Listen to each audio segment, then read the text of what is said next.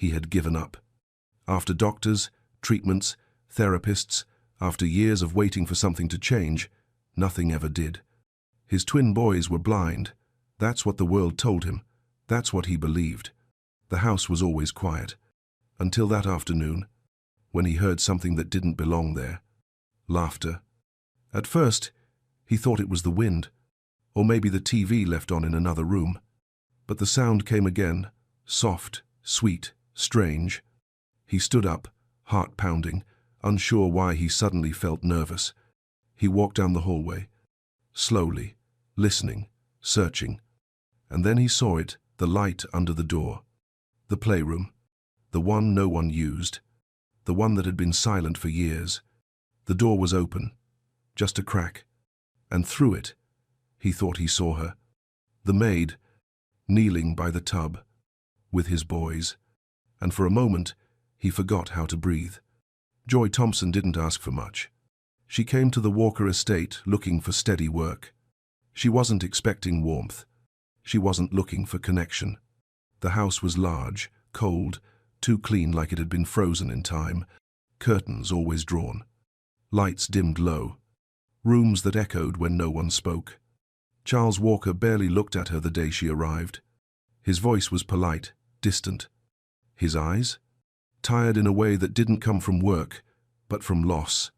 His sons, Gabriel and Michael, were just over 2. Beautiful, silent, unmoving. The file said they were blind from birth. No treatment had worked. No progress had ever come. Joy was told not to expect anything. Not reactions, not play, not light. But something about those boys stirred something in her. She couldn't name it, but she felt it. And one morning, while washing their faces, she saw something no one else had ever seen. Sometimes, what breaks you becomes the doorway to what heals you. This isn't just a story about sight. It's a story about grief, about silence, and about how love, real love, sees what others overlook. If you've ever felt like hope passed your house by, or if you've ever been the one who noticed something no one else did, then this story is for you. Before we begin, click subscribe, like this video, and tell us in the comments, where in the world are you watching from, and who in your life truly saw you when no one else did? Because sometimes, the miracle doesn't come through a doctor or a cure. Sometimes, it walks into the room quietly, wipes a child's face, and pays attention. The first morning, the house felt colder than the air outside. Joy Thompson stood at the edge of the long hallway, holding her breath without meaning to. The silence wasn't peaceful. It was the kind that feels like it's been there too long.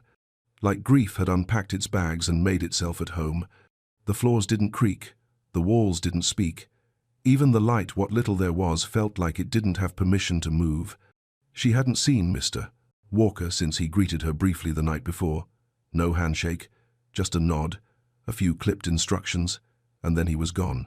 He hadn't stepped into the nursery, hadn't looked at the boys. She understood, in her own way. Some pain makes you disappear, even when you're still standing in the room. The boys were already awake when she entered, sitting in matching cribs, dressed in soft grey clothes, their eyes fixed on nothing. Gabriel and Michael, 2 years and 4 months old, pale skin, dark lashes, small hands resting quietly in their laps. They didn't cry, didn't reach, didn't react. She whispered their names anyway. No answer. The only sound in the room was the quiet rustle of the curtains behind her, heavy, lined, always drawn. She began the day's routine, just as the schedule listed. Breakfast, sponge bath, change of clothes, tidy the space. She moved slowly, giving them time to adjust to her presence. Not that they seemed to notice. Later, with the water warm in the tub and soft towels laid out, she lifted Michael first. His body was light, too light. She held him carefully, one hand supporting his back, the other gently cupping his head. He didn't resist, didn't flinch. He just sat there in the shallow water, quiet as ever. Joy rolled her sleeves up, dipped the washcloth in the water, and began to clean his face. And then it happened. A bead of soap slid toward his eye, and for the briefest moment, maybe a second, maybe less, His eyelid fluttered. She paused. It could have been reflex, a twitch, nothing. But something in her gut told her not to move. She stayed there, one hand in the water, her breath caught somewhere between fear and wonder. Then, slowly, she looked over at Gabriel. He was staring off, as always, but just behind him, the bathroom mirror caught a sliver of light. The sun had moved, just slightly, and now a soft line of brightness spilled across the tile. She adjusted the faucet without thinking, angling the chrome just enough for the reflection to shift. The light skimmed across the floor, across the edge of the tub, and stopped near Gabriel's toes. He turned his head. It wasn't sudden, it wasn't dramatic, but it was deliberate. Just a few inches enough to follow the light. Joy blinked, heart thudding, her hands stilled in the water. She didn't say anything. She didn't move. She just watched. And then Michael did it again, that flutter. A soft blink, a blink that had nothing to do with sound and everything to do with light. Her chest tightened. It wasn't proof. Not yet. But it wasn't nothing. She finished the bath quietly, her movements gentle, steady, as though afraid to disturb something sacred.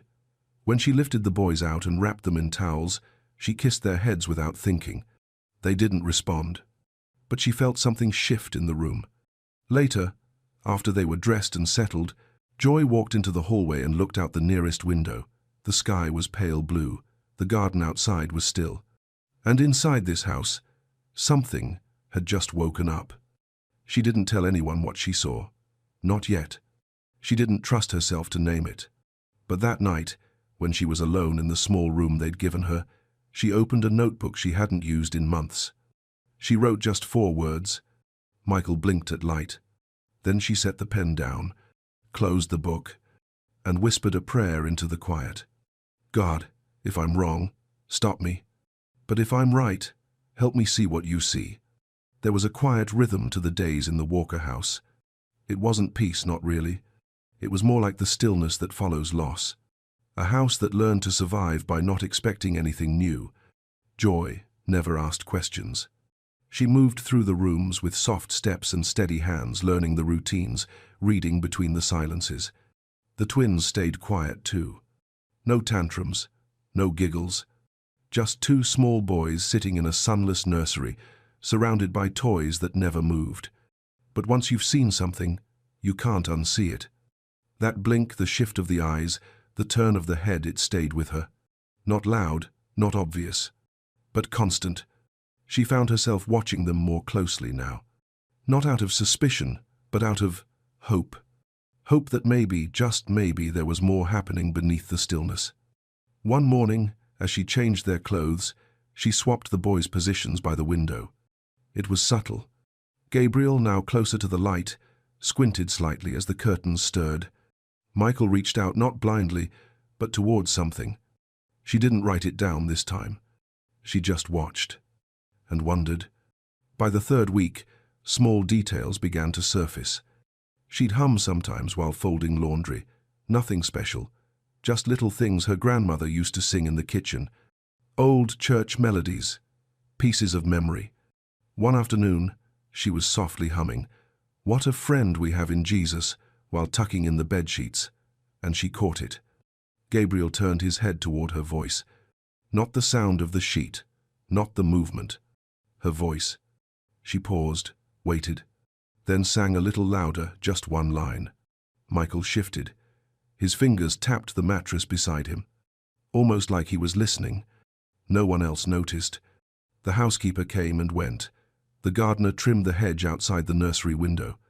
Charles Walker remained out of sight, his door always closed. But the boys were listening and responding. Bit by bit, Joy began to rearrange things.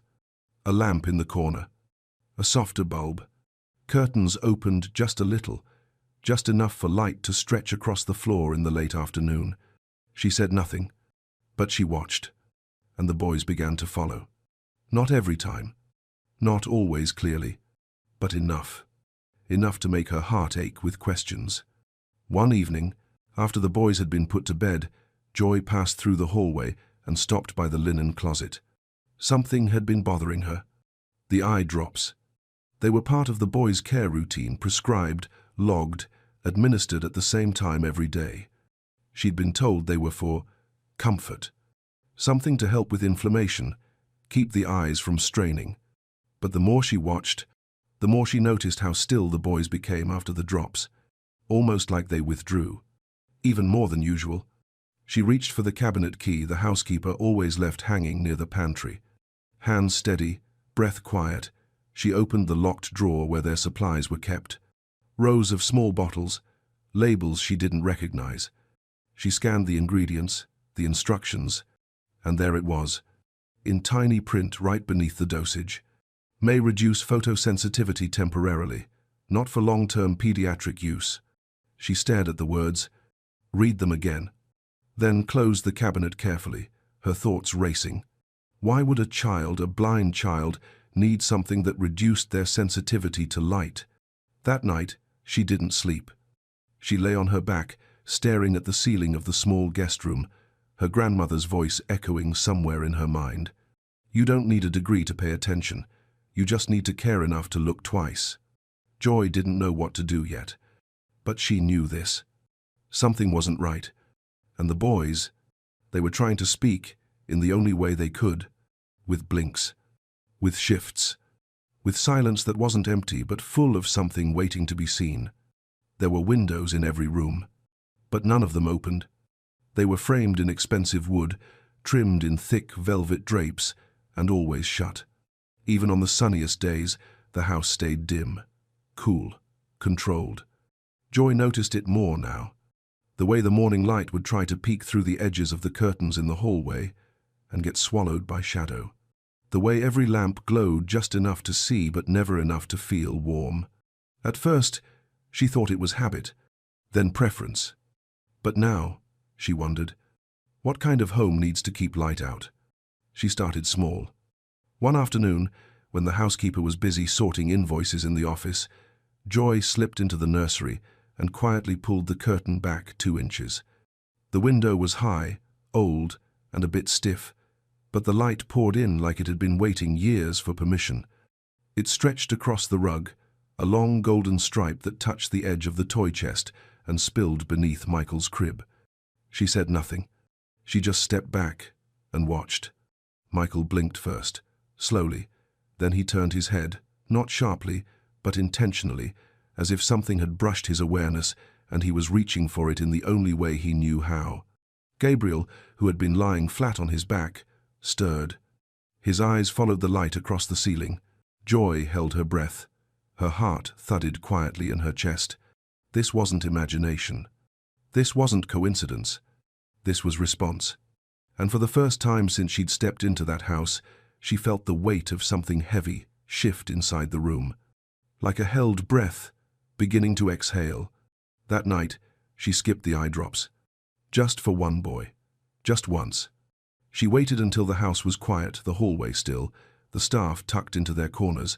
Then she stood at the nursery door, dropper in hand, and chose Gabriel. She gave Michael his dose as usual. But Gabriel, she simply held, whispering softly as she pressed a cool cloth to his forehead, pretending to follow the routine. Then she tucked him in. The next morning, the difference was subtle, but there. Michael was still, passive, his eyes dull. But Gabriel? He reached. Toward the mirror Joy had set near the window. It caught a shard of light from the hallway, and he reached. Joy bit her lip, hard. She couldn't say anything yet. Not to the staff. Not to Charles. But something had shifted. Later that week, she stood in the nursery, watching dust float through the beam of sunlight she'd allowed in. She glanced around, then walked to the cabinet again. This time, she opened the drawer slowly. Her hands didn't shake. Inside, the same rows of bottles. Different brands, different labels. But the same warning etched at the bottom of each one. May reduce photosensitivity. Not recommended for long-term pediatric use without supervision. And then tucked in the back she found a folder. Old prescriptions, shipping invoices, signatures, initials. The name printed at the bottom of every form? Dr. Ernest Vale. She didn't know the name, but something in her chest tightened when she saw it. All of it. had been approved. Signed, ordered, repeated. For months. That evening, the quiet in the house felt different. Not peaceful, not routine. Heavy. She walked past Mr. Walker's study. His door was cracked slightly, not open, but not closed either. Inside, she could see him sitting by the fireplace. Same posture, same stillness. A man who had learned to make peace with silence, because it required nothing from him. Joy paused. She thought about saying something. About the light, the blink, the drops. But then she remembered the first day, how he hadn't even looked into the nursery. How the grief in his eyes wasn't sharp anymore, just settled. Like a man who had made an agreement with heartbreak and stopped asking for more. So she kept walking, not because she was afraid, but because the truth wasn't ready yet. Not for him. Not for them. Not until it spoke louder than the silence. That night, she opened her notebook again. She wrote slowly, carefully. 1 entry at a time. Opened curtain 2 inches. Light reached crib. Gabriel tracked mirror. No eye drops. Increased response. Found name, Dr. Ernest Vale. Then, at the bottom, in quiet handwriting, they are responding to light. I don't think they're blind. I think someone made them this way. The mirror was small. Just a piece from Joy's old compact, the kind she used to keep in her purse back when life was simpler. She'd cleaned it, dried it, and set it gently on the nursery shelf near the window where the late afternoon light passed through like a blessing. She didn't tell anyone. Some truths don't come in speeches. They arrive in quiet gestures, like a hand placing a mirror on the floor to see what happens next. It was nearly 5 p.m. The house was still. Dinner was being prepped in the kitchen, the soft clatter of utensils echoing faintly through the vents. The housekeeper had left early that day, and no one else ever came into the nursery this time of day. Just Joy. And the boys. She sat between their cribs, knees folded, the mirror angled just so. A sliver of light caught it, bouncing across the wall, then the floor, then the tiny giraffe toy between them. Gabriel's eyes caught the shimmer first. He blinked once, then again, then turned his face toward it, with a slow, searching motion. Michael followed, his fingers twitching near the rails of his crib. The light danced gently across the bars. His head moved with it. Joy felt her throat tighten, but she stayed still, no sound, no sudden breath. Her hand, steady. Her heart, loud. This was no accident. They were watching. They were seeing. They were reaching for the thing the world said didn't exist. And then, a creak in the hallway. Soft, careful. She didn't look. She didn't need to. Some footsteps carry a weight only grief can make. Even when silent, they say everything. She knew it was him. Charles Walker stood at the threshold of the nursery. He didn't speak, didn't move, didn't interrupt. The door was open just wide enough for him to see everything. Joy, sitting on the floor, the mirror in her hand. His sons, eyes lit with something he hadn't seen since the day they were born. Light, movement, life. She turned her head slightly, caught him in her periphery, but didn't panic. She just whispered, "We're playing." Her voice was soft. Too soft for defense, too strong for denial. Charles stepped in, slow, almost like he didn't trust the floor beneath him. His eyes flicked from Joy to the boys, to the shimmer on the wall, to the expression on Gabriel's face. He didn't sit down. He didn't ask questions. He just stared. And in that long, aching moment, something happened in his face, not dramatic, not loud. A breaking. A soft kind. The kind men try to swallow when no one's watching. "What is this?" he asked, finally.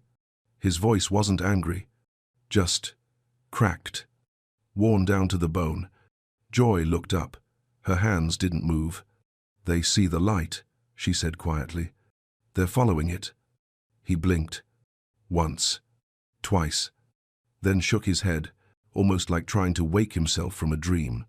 "That's not." He stopped. Started again. "That's not possible." But his eyes didn't leave the boys. Michael reached again, his hand brushing the edge of light on the floor. Gabriel tilted his head, tracking the flicker on the ceiling. "They've never," he whispered. "Not once, not in 2 years." Joy nodded gently. "I know, that's what I thought too." The room went quiet again. Not the empty kind, the heavy kind. The kind of silence that follows truth when it finally walks in. Charles looked at Joy, then really looked. Not as a maid, not as someone passing through, but as a witness, a person who had stayed long enough to notice what no one else did, a person who wasn't afraid to look again. He didn't speak after that. He just turned, slowly, and walked out. The door stayed open behind him, and for the first time since Joy arrived, the light from the hallway was allowed to stay. That night, she didn't write in her notebook. She sat on the edge of her bed, the mirror resting in her hands, and just stared at it. There were still no answers, no guarantees, no proof anyone would believe. But she knew one thing: she wasn't alone anymore. Charles didn't speak of it the next morning. Not to Joy, not to the boys, not to anyone. He didn't even glance at the mirror on the nursery shelf. Didn't ask where it came from. Didn't ask why his sons had followed the light. But something had changed in him. Joy could see it. He lingered in the hallway longer than usual, paused outside the nursery door before heading into his office. Watched, quietly, when she bathed the boys as if afraid to see too much or not enough. He didn't want to believe, but he didn't want to look away either. That afternoon, Joy did something bold. She walked into the study holding a notebook. Not a report, not a complaint. Just pages filled with days of observations, scribbled in careful handwriting, like pieces of a puzzle only she had tried to fit together. Charles looked up from his desk. His expression wasn't cold, just guarded, like a man who spent years building walls for good reason and isn't sure yet whether to tear one down. Joy stood still in front of him, not demanding, not pushing, just offering. "I'd like to show you something," she said softly. "You don't have to agree, just look." She opened the notebook. Page by page, she showed him. The time she opened the curtain and Michael blinked. The day Gabriel tracked the sunlight across the ceiling. The evening she skipped the drops and saw more movement than ever before. The label warnings, the dosage logs, the name Dr. Ernest Vale. Charles didn't interrupt. He sat there in silence, the kind that listens. One hand at his mouth, the other resting flat on the table, fingers curled slightly, like holding something invisible. He turned a page, read, then another. At one point, his eyes paused on a note Joy had barely remembered writing. "Light doesn't lie, it just waits for someone to see it."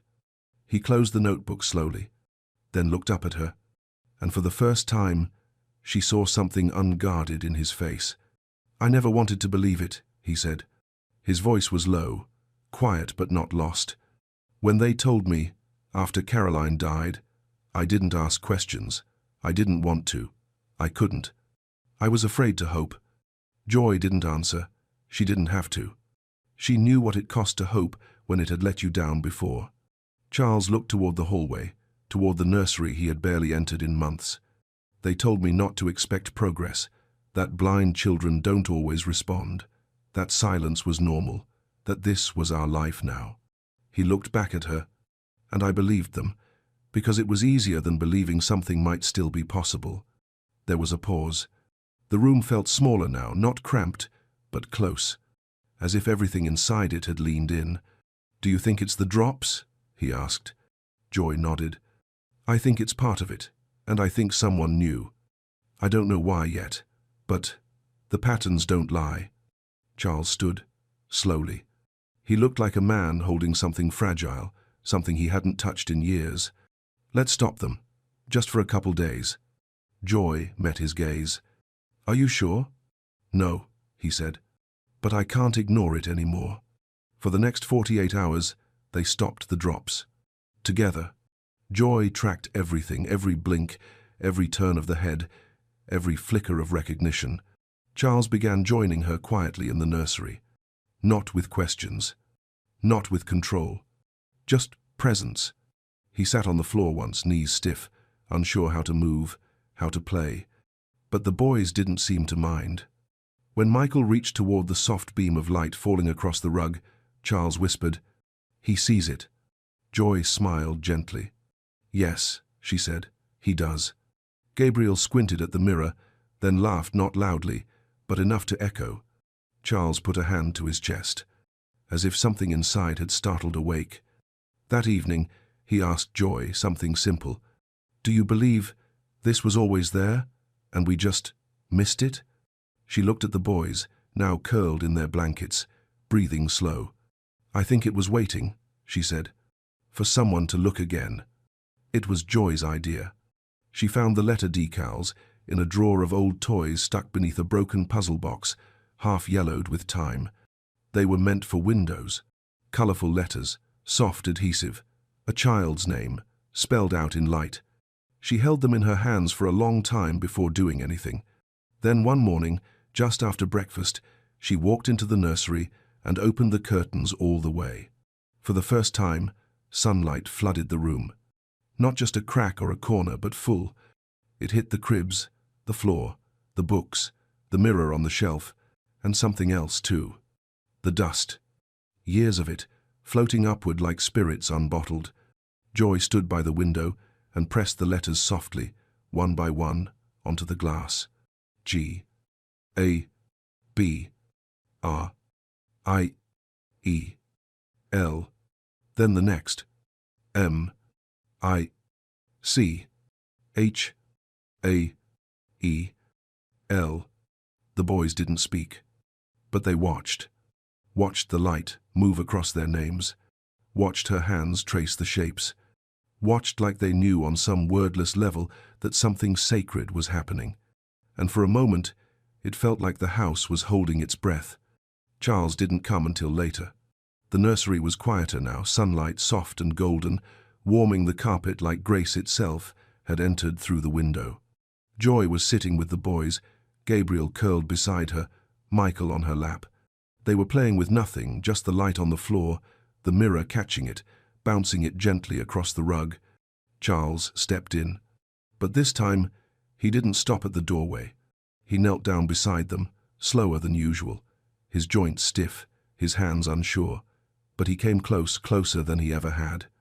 Joy glanced up, offering a small smile. He didn't return it. His eyes were locked on the glass, on the names. Then, without looking at her, he spoke. Caroline picked those names. His voice was low, not choked, not shaky, just buried, like someone digging something up they weren't sure they wanted to find. Joy said nothing. She loved angels, he continued, not in a cheesy way, just, she said she wanted names that meant something. He stared at the letters on the window, the way the sunlight cut through them. She died before she ever got to say them out loud. There it was. Not just pain, not just memory, but the breaking. Not with sound, but with stillness. He leaned back against the wall, one hand over his mouth, eyes shining but not falling. Joy didn't speak. She just let it hang. Sometimes silence is the only kind of respect. A few minutes passed. Then Gabriel did something he hadn't done before. He reached up toward the window. His fingers brushed the glass, landed on the G. He held it there. Charles watched, breath tight, lips parted, like a man not ready to breathe again just yet. Then Michael, not to be left behind, scooted forward, a quiet grunt in his throat, and touched the M. They didn't know what the letters meant, but their fingers traced them, like memory. Charles blinked, then whispered, "They've never done that before." Joy finally spoke gently. "They're learning their names." He nodded once, but it broke something anyway. He closed his eyes, exhaled, and for the first time since she met him, Charles looked small. Not weak, not pitiful, just human. Just a man whose life had been too quiet for too long. Later, Joy found him sitting in the sunroom, a room no one used. The curtains had always stayed closed in there. The plants had died long ago. But now, the windows were open, and he was sitting in the light. She stood in the doorway for a moment, then stepped in, carefully. "I'm sorry," he said without looking at her. Joy paused. For what? For letting go too early, for choosing silence over searching. He turned toward her. "You didn't just see my sons, you saw what I couldn't." She didn't respond with words. She just sat down beside him, knees almost touching. The silence between them wasn't heavy this time. It was healing. And outside, the wind lifted the curtain, just enough to let the sun fall softly on the floor. Charles didn't return to his office the next morning. He sat in the sunroom, just like the night before. The curtains open now, the light stretching across the cold tile like it had been waiting for years. A mug of coffee rested on the table beside him, still full, untouched. He wasn't reading, wasn't making calls, just sitting, still, watching dust float in the sunlight like tiny reminders of time he couldn't get back. Joy passed by once, then again, and finally stepped inside. He didn't look at her, but she could tell he knew she was there. His voice was quiet when it came. "You said someone knew." She paused. "Yes." "About the drops?" "Yes." He nodded, slowly, as if confirming a suspicion that had already formed. "I let them into this house. I paid them. I handed over my sons." Joy sat down across from him, her hands folded in her lap. "You were grieving." "I was hiding." Silence settled between them again, not hostile, just hard. He turned toward her, not angry, just exhausted. "Do you know what it's like to believe the worst because it's easier than hoping?" Joy met his gaze. "I think hope scares people more than pain does." He let out a short breath. Not a laugh, not a cry, just the sound of someone standing on the edge of regret. That afternoon, Charles called his lawyer, asked for the medical release forms, reviewed every note signed, every approval, every prescription. Then he called someone else, a name Joy hadn't heard before, Dr. Ernest Vale. The man on the other end of the call answered with practiced ease, calm, clinical. "Mr. Walker, everything all right?" Charles didn't speak right away. "I want a full breakdown of the boy's prescriptions, every drug, every change, every reason." "Of course, but may I ask what prompted?" "Just send it, by tonight." His tone wasn't cold, it was awake now. And Ernest Vale, whoever he really was, knew it. Later, Joy found Charles in the nursery. He was standing by the cribs, watching his sons sleep. No clipboard, no phone, just watching. Michael had one hand resting against the letter M on the window. Gabriel was curled beneath the sunlight, his small chest rising and falling in rhythm. "They don't need perfect," Joy said softly behind him. "They just need present." He nodded, slowly. "I don't know how to fix this." "Start with not turning away." He stayed there for a long time. The next morning, Joy made a decision. She contacted someone she hadn't spoken to in years. A friend of her grandmother's, a retired nurse who'd once worked in pharmaceutical compliance. She told her just enough to raise concern, and the woman gave her a name. A young lab technician who had recently resigned from a private clinic involved in experimental pediatric trials. "I'll reach out," Joy said. Quietly, the investigation began in silence. Charles hired a private investigator, discreet, professional. Joy started keeping more detailed notes. Photos, patterns, times, dosage, changes, reactions. The twins continued to grow brighter, not suddenly, not miraculously, but steadily. They reached more, turned more, responded more. And every time they did, the weight in Charles's chest pressed harder. Because every blink was a question. How long has this been possible? What did I miss? What did I allow?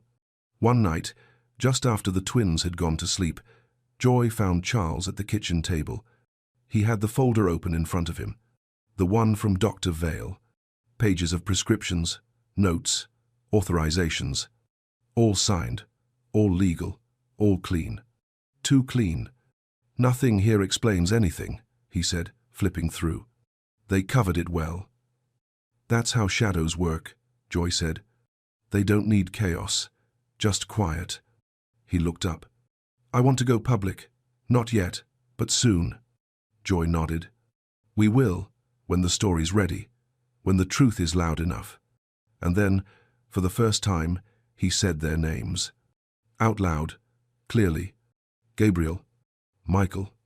The sound of them caught in his throat, not broken, just heavy with meaning. Joy smiled. They know you're saying it. Do you think they forgive me? She didn't answer right away. She looked at the window where their names still clung to the glass. Letters bent slightly from the sun, but still holding. I think they're waiting. For what? For you to see them, not like the world sees them, not like doctors did, but as your boys. Charles didn't speak, but this time he stayed in the room. The story didn't break with shouting. It started with a photo. Gabriel's hand resting on the letter G. Michael turning toward a beam of light, eyes open, focused, alive. Joy had taken it weeks earlier, not to prove anything, just to remember. But now it became a seed, the kind you plant quietly and pray it grows. Charles gave it to a reporter he trusted, a woman who once wrote about his late wife's foundation, someone who remembered Caroline not as a name in a headline, but as a human being. He didn't give her everything, not yet. Just enough. Enough to start the questions. The article came out on a Wednesday. Born blind or made blind. A billionaire's twins and the nurse who noticed. It wasn't sensational. It wasn't cruel. It was curious, the kind of truth that doesn't scream, but lingers. Within 24 hours, the phone started ringing. Lawyers, doctors, journalists, parents. The next day, another article. Then a radio segment. Then a televised interview request, not for Charles, for Joy. She declined. Not yet, she told him. Let the story speak first. The court date came faster than anyone expected. The lab denied everything. The doctor, Dr. Ernest Vale, claimed full legal authority. Every signature, every document, every dose had been approved. Joy testified first.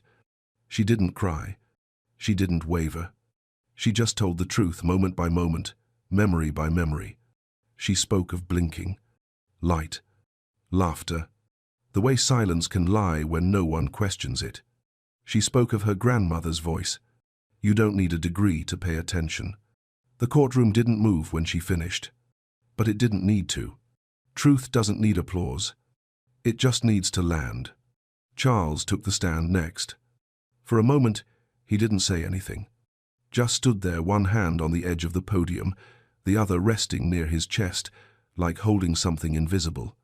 I believed what they told me, he began. I didn't ask enough questions. I didn't pay attention. And because of that, my sons were put through something I'll never fully understand. He looked down for a moment, then back up. But someone did pay attention. Not for money, not for recognition. Just because she cared. She saw what none of us saw. And because of her, I got to see my sons for the first time. He didn't speak long, but no one in that room looked away. When the whistleblower came forward, the young technician Joy had reached through her contact, the case cracked wide open. She brought evidence. Emails, formulas, trials not listed in public records, payments, protocols, internal messages about light suppression datasets. The truth didn't scream. It stacked page by page, fact by fact. And when the judge ruled, when the verdict came down, the room didn't erupt. It exhaled.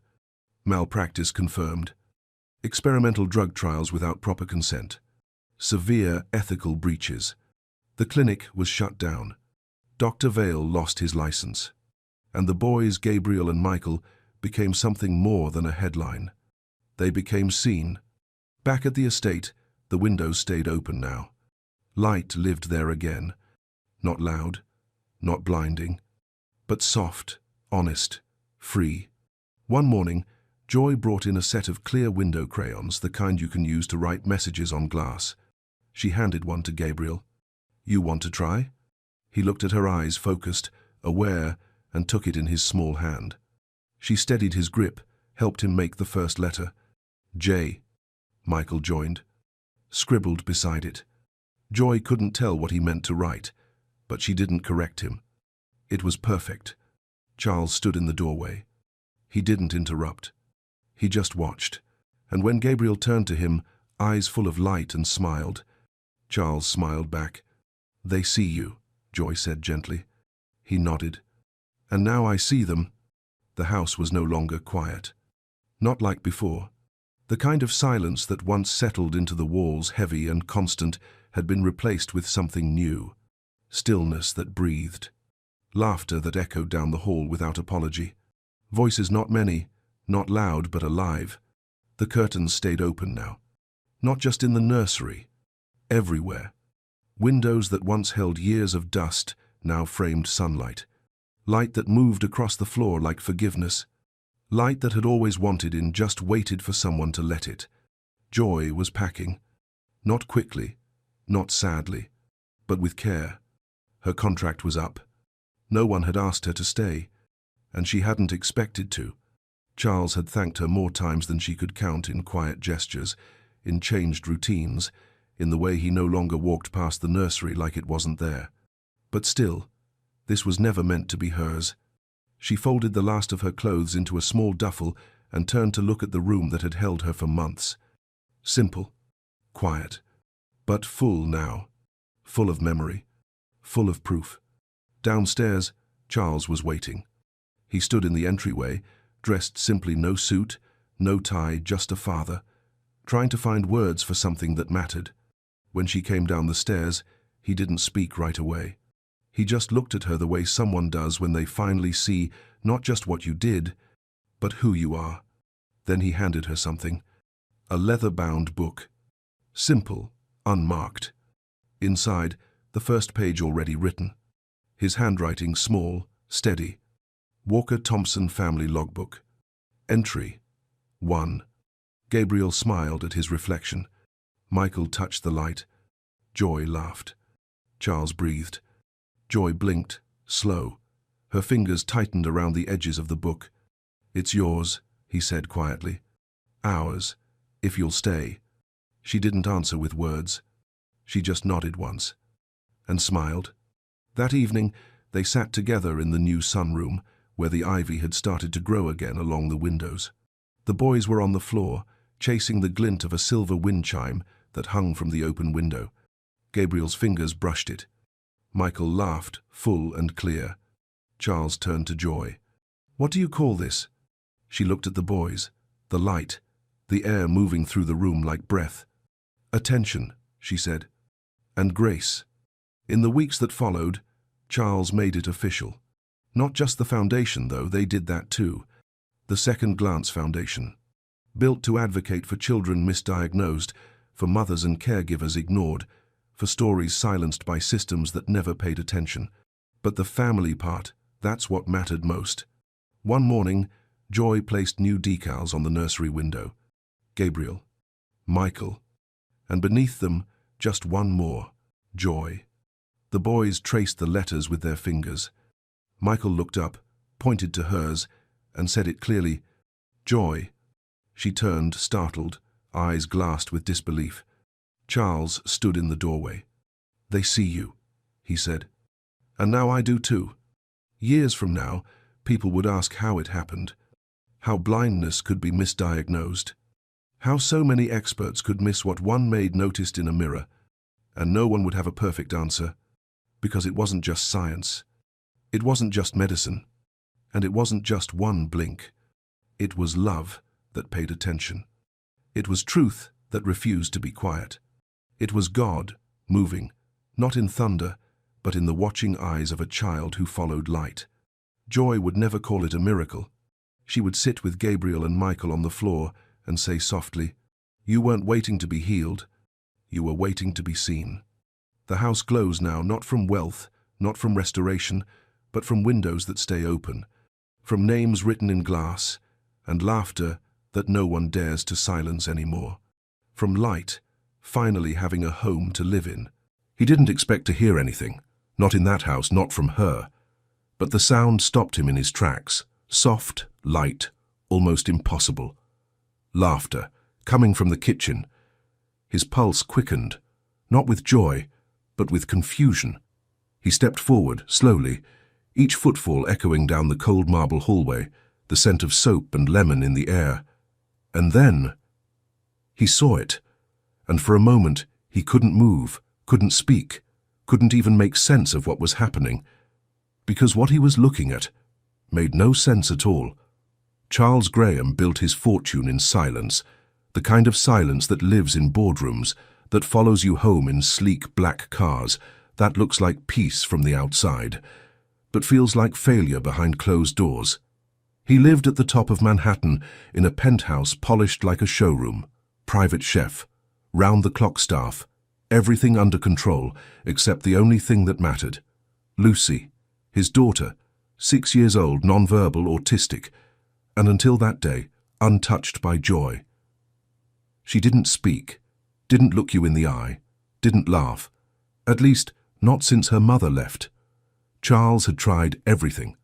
Specialists from every corner of the country, devices, programs, even a therapy horse flown in from Vermont. Nothing worked. Nothing changed. Lucy stayed in her world, and Charles stayed in his. He kept his meetings. He missed her birthdays. He avoided the silence by filling it with work. Until that morning, a rainy Wednesday, he'd forgotten his laptop, came home mid-morning, didn't even tell the staff he was coming. And now he stood frozen in the doorway, staring at something he didn't know how to process. Lucy, perched on someone's shoulders, a young woman at the sink, humming while scrubbing a pot. And Lucy, laughing, freely, joyfully, her little hands flapping, eyes bright, body alive. Charles couldn't remember the last time he saw her like that. Maybe he never had, but instead of joy, what rose in him was fear, then anger, then something far worse. He opened his mouth and destroyed it all. Before we go deeper, click subscribe, tap like, and tell us where in the world you're watching from. This story is about the kind of love that doesn't always look like love at first, but finds a way when we least expect it. What happened in that kitchen wasn't the beginning of a breakdown, it was the beginning of a reckoning. And for Charles Graham, the man who had everything, it was the first time he realized what he was truly missing. He wasn't always this cold. Once Charles Graham was the kind of man who believed in legacy, in building something that mattered, not just for profit, but for family, for a future. But the day Lucy stopped speaking, something inside him stopped too. He tried to keep going, tried to be the man the world still believed he was. 40 years old, head of a tech empire that went from garage code to global IPO in 6 years. Investors called him a genius. Magazines called him a miracle. But at home, there was no press, no applause, just the quiet click of his dress shoes on hardwood floors and a daughter who couldn't say his name. Lucy had been diagnosed at 4, autism, non-verbal, sensory sensitive. Charles remembered sitting in that white office, blinking through medical terms like a man who spoke only numbers. His wife never made it to the follow-up. She packed a suitcase that fall and left a single note by the door. "I can't do this." Neither could he, if he was being honest. But Charles didn't leave. He stayed. Just not all the way. He handed Lucy's care to professionals, rotated through therapists like apps on his phone, hired a full-time nanny, part-time behavioral coach, private chef, and an estate manager who oversaw it all. Every corner of the penthouse was curated for ease, child-safe, ultra-modern and completely sterile, a place that looked perfect and felt like nothing. Lucy lived mostly in the East Wing. Her room, the sensory space, and the quiet kitchen where she'd often sit for hours, tapping blocks or tracing the window glass with her fingers. Charles told himself she was okay. That silence was just her version of peace. But in truth, he stopped going in there. He left before she woke, returned after she was asleep, and when he did try to connect, kneeling beside her, reaching for her hand, she'd pull away like he was a stranger. Sometimes she'd hum, just a low, fragile tone, like she was trying to find something only she could hear. It haunted him more than any silence ever could. Still, He kept moving. Because movement at least felt like control. He worked late, traveled often, told himself it was all for her, for Lucy's future. But the truth was quieter and heavier. He was afraid, not of her diagnosis, but of what it revealed in him, the helplessness, the failures he couldn't outrun, no matter how many millions he made.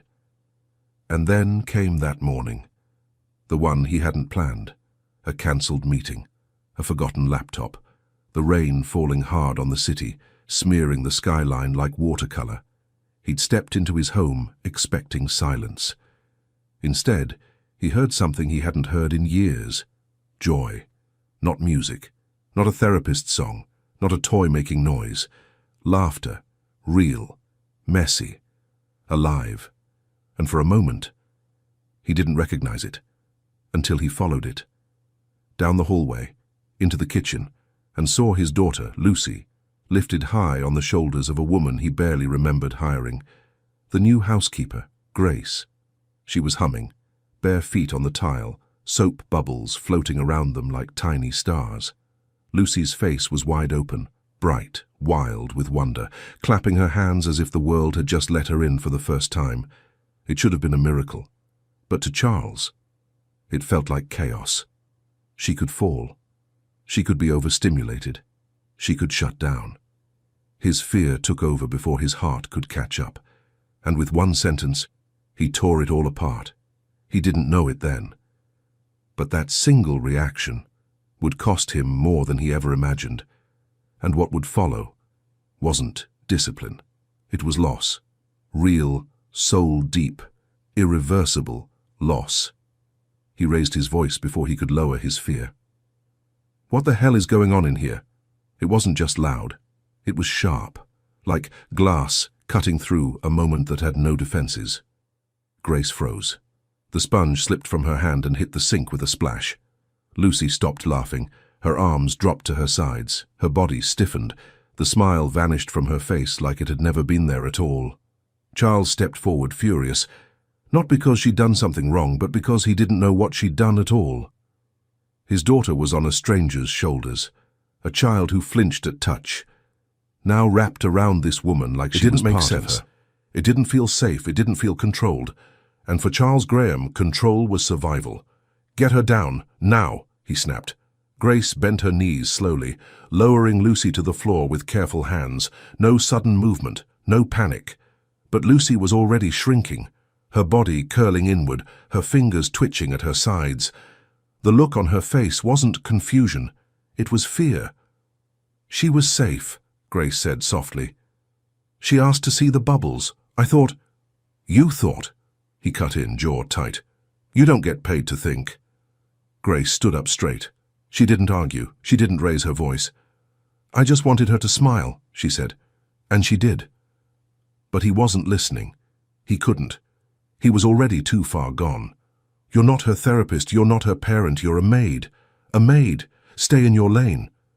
He didn't mean to say it that way, but it came out with all the weight of everything he hadn't said in months. Grace looked at him. No tears, no defense, just a kind of quiet disbelief, like she'd seen this before, from other people, in other rooms. "Sir," she said gently, "I would never put her in danger." But Charles wasn't in the room anymore. He was in his own head, spiraling, seeing headlines, liability, lawsuits. What if she had fallen? What if she'd gotten hurt? "You're fired," he said flatly. "Sir, please, no discussion. I want you out by the hour. Marta will sort your things." Grace blinked like she hadn't heard him, but she had. Lucy let out a small sound, not quite a cry, but something close. A strained whimper, the kind she used when she was overwhelmed and couldn't process it fast enough. Grace knelt beside her. "Shh, it's okay," she whispered. "I'm right here, sweetheart, I'm not—" Charles stepped forward. "Don't touch her." Grace looked up. "She needs—" "I said, don't touch her." Her hands slowly lifted away. Lucy turned toward her, arms stretched out, needing the comfort that had just been ripped away. But Grace didn't move. She stood, nodded once, and walked out, Leaving behind the sponge, the gloves, the bubbles still floating in the sink, Lucy crawled to the kitchen door, sat down, and stayed there. Charles tried to pick her up. She wriggled free. When he reached for her again, she slapped his hand and let out a shrill, broken sound he hadn't heard since she was 2.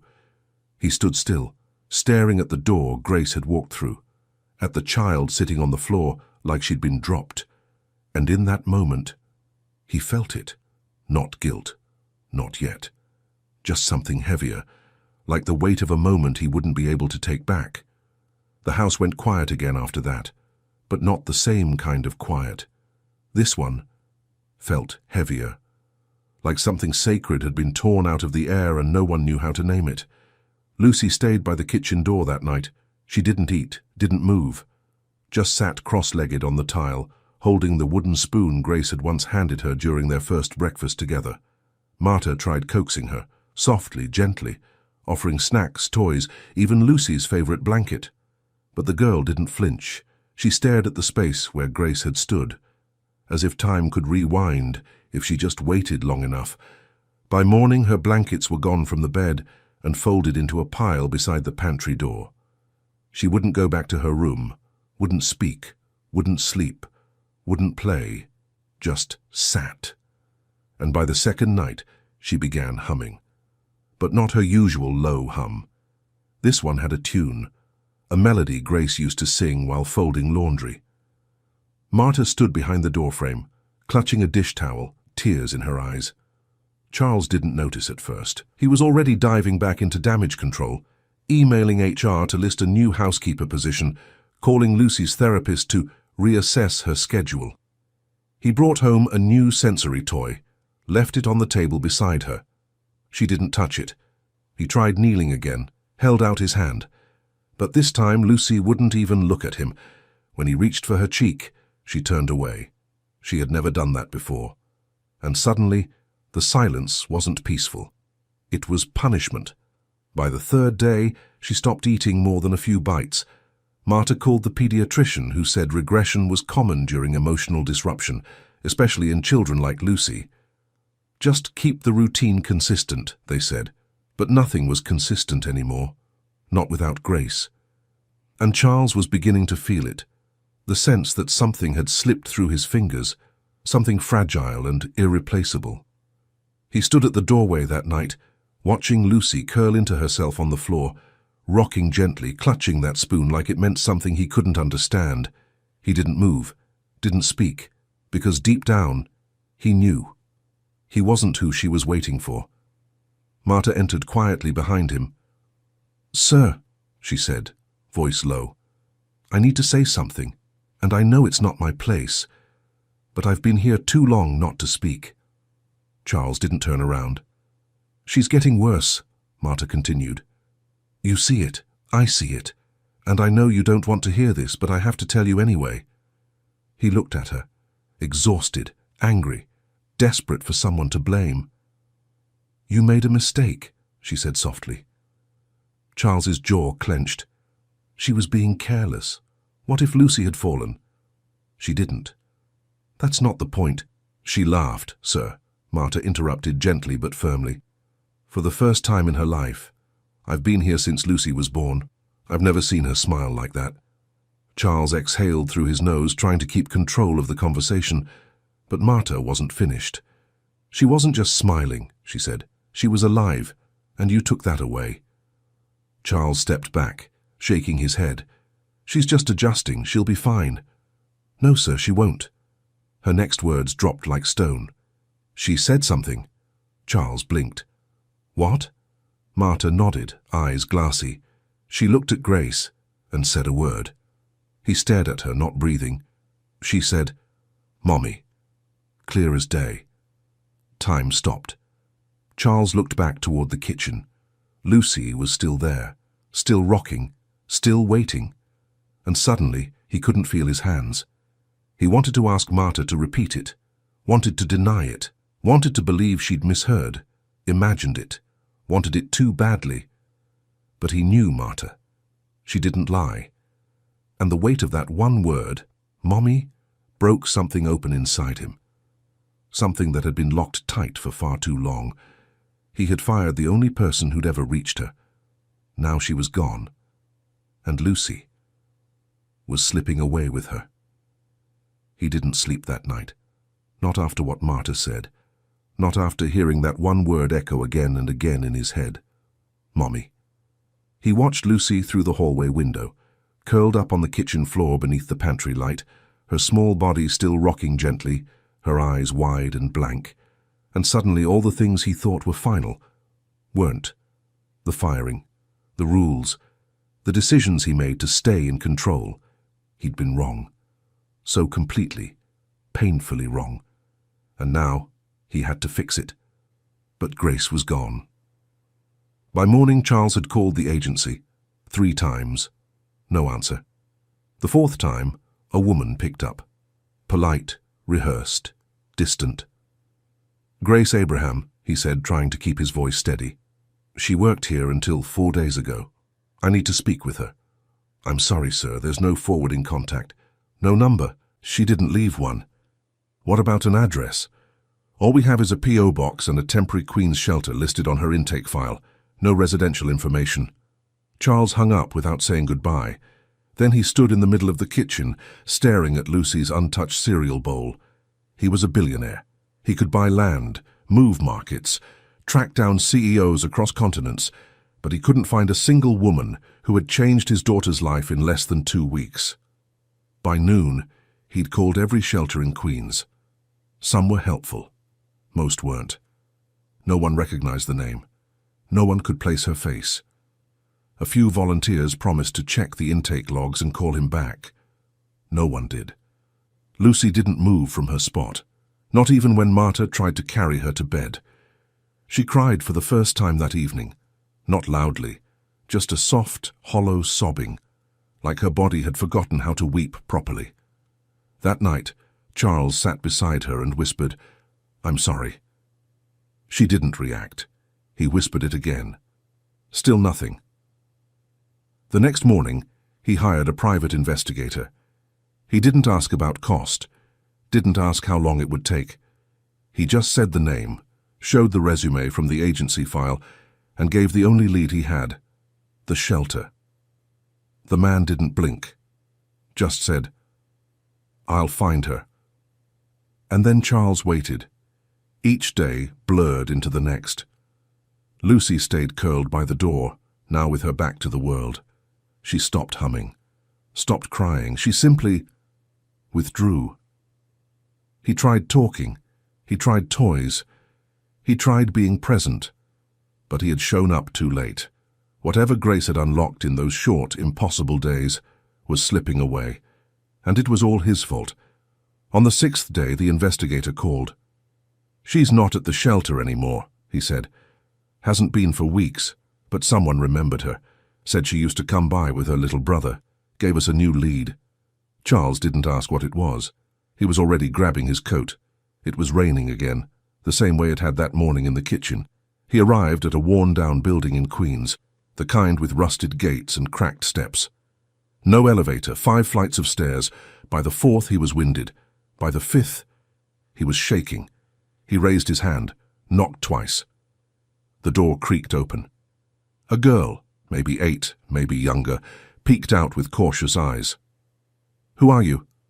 I'm looking for Grace." The girl called over her shoulder. "Jew! There's a man at the door." A pause. Then footsteps. Grace appeared, towel over one shoulder, her face unreadable. The moment she saw him, something in her jaw tightened. Her arms folded across her chest. "What do you want?" Charles opened his mouth, but for once the words didn't come easily. He wasn't here as a CEO, not as a man with money, not with power, just a father who had run out of chances. "I need to talk to you," he said quietly. Grace didn't answer. She just waited, and in the silence between them stood everything he'd broken. Now he would have to face it, all of it. Grace didn't move from the doorway. She stood there, arms crossed, blocking the threshold with the quiet strength of someone who's learned the hard way what not to let back in. Charles felt the heat rise behind his collar. Not from arrogance, not from anger, from shame. The kind that doesn't flinch, the kind that lingers. "I shouldn't have come unannounced," he said. Grace raised an eyebrow. "But you did." Her voice wasn't cold, just tired, like someone who'd already rehearsed this conversation and expected it wouldn't matter. Behind her, a kettle whistled on the stove. On the couch, a boy sat cross-legged, scribbling math problems in a workbook. Her world, small, cluttered, alive. He took a breath. "Lucy isn't okay." Grace didn't react. "She hasn't spoken. She's barely eating. She won't sleep unless she's by the kitchen door." Grace blinked, slow and unreadable. "You fired me." "I know. In front of your staff. Like I was nothing. I was wrong. You were cruel." He swallowed hard. "I was scared," he said. "I saw something I didn't understand, and instead of asking questions, I reacted. I thought I was protecting her." Grace leaned against the frame. "From what? Joy?" That landed. He looked down at his hands, like maybe they could explain what words couldn't. "I've never seen her like that before," he said. "Not once." Grace didn't speak, didn't nod, just watched. "She called you something," Charles said quietly. Now she looked at him. He met her eyes. "Marta told me. She called you Mommy." The silence that followed wasn't empty. It was full. Full of things unsaid. Full of the weight of that word, spoken for the first time by a little girl who had never spoken at all. Grace's eyes welled, but she blinked them dry. "I didn't teach her that," she said. "She chose it." "I know." Charles stepped back slightly, gave her space to breathe, to decide. "I'm not here to ask you to come back the way things were," he said, "because they can't be and they shouldn't be." He reached into his coat pocket, pulled out a plain white envelope and offered it to her. Grace didn't take it. "It's not money," he added. "It's a proposal, something different, on your terms, if you're willing to hear it." Still, she didn't move. He let the envelope fall onto the table just inside the door. "She needs you," he said finally. Then softer, "I need you too. Not as help, not as staff, as someone Lucy chose, as someone I failed to see." Grace looked at him for a long time. Not angry, not forgiving, just measuring, trying to decide if this man was the same one who'd thrown her out like she didn't matter, or someone new. And Charles stood in that doorway, waiting, not as a billionaire, not as a father with regrets, but as a man trying to earn back the trust he shattered. Grace finally stepped back from the door, just enough to let him see inside, not enough to invite him in. Not yet. The door didn't close, but it didn't open all the way either. What came next would be her decision, and this time he wouldn't try to control it. She let him sit at the small table by the window, not because she trusted him, but because Lucy did. The envelope stayed untouched between them, still sealed, still quiet, neither of them reaching for it. Grace poured tea for herself, didn't ask if he wanted any. Her brother glanced over from the couch, wary, but Grace gave a small nod, and he returned to his homework. Charles had never felt more out of place, which, somehow, felt right. This wasn't his home, not his terms, and for once, he didn't try to fix that. "I don't want to go back to what it was," Grace said finally. Her voice was calm, direct, not angry, but not soft either. "I don't want to be your maid, I never was. That's just the title someone put on the payroll." Charles nodded. "I understand." "No," she said. "You don't, but you will." He didn't interrupt. Grace took a slow sip of tea, then set the cup down. "I'll come back," she said, "but only under my conditions." Charles looked up. She didn't flinch. "First," she said, "I come back as Lucy's developmental caregiver. That means I decide how we work with her. I won't be cleaning baseboards or folding your suits." "Agreed," he said without hesitation. "Second, I finish my degree, early childhood development. I was halfway through when I had to drop out. I'll cover it. Tuition, materials, everything. Third, she continued, my little brother gets transferred to a proper school, somewhere safe, somewhere that sees him for who he is, not who they assume he'll become. Charles glanced toward the boy on the couch. Quiet, focused, determined not to look back. Done, he said. He'll have options. And last, Grace leaned forward, not to intimidate but to be clear. I want respect, Charles. Not sir, not Mr. Graham. Charles. No yelling, no talking down to me, no treating me like I'm disposable when you get uncomfortable. Her voice didn't shake. She meant every word. I'm not coming back to be erased. He didn't speak for a moment. Then he nodded. Not just agreed, he said softly. Promised. Grace watched him. Really watched him. Not searching for weakness, just for truth. Then finally she leaned back. That envelope? She said. Open it when you get home. He nodded again. But he didn't reach for it. He didn't ask for a hug, didn't ask for a decision that day. He just stood quietly, and before leaving he turned toward her one last time. I was wrong about you, he said. Grace didn't smile. You weren't just wrong about me, she replied. You were wrong about your daughter. That one stung, because it was true and he knew it. He left with the envelope tucked under his arm, and 100 things heavier in his chest, and at home, waiting by the door, was a little girl still holding on to silence, and still hoping Grace would walk back through it. Grace returned on a Thursday. There was no grand arrival, no dramatic music or teary reunion, just the soft click of the front door, the quiet rustle of a bag placed gently on the floor. Lucy was sitting by the kitchen wall, exactly where she'd been for over a week. Head down, spoon clutched in her fist, eyes hollow, and then a scent, lavender and soap, a humming sound, low, familiar. Grace didn't announce herself. She simply walked past the doorway and started washing dishes, just like before. No ceremony, no instructions, just presence. At first, Lucy didn't move, didn't look. But a minute later, there was a shift, a tilt of her head, a twitch of her fingers. Then she stood, slowly, carefully, as if afraid she might wake from something that wasn't a dream. She crossed the floor with quiet steps and reached for Grace's apron. Grace didn't turn. She just kept humming.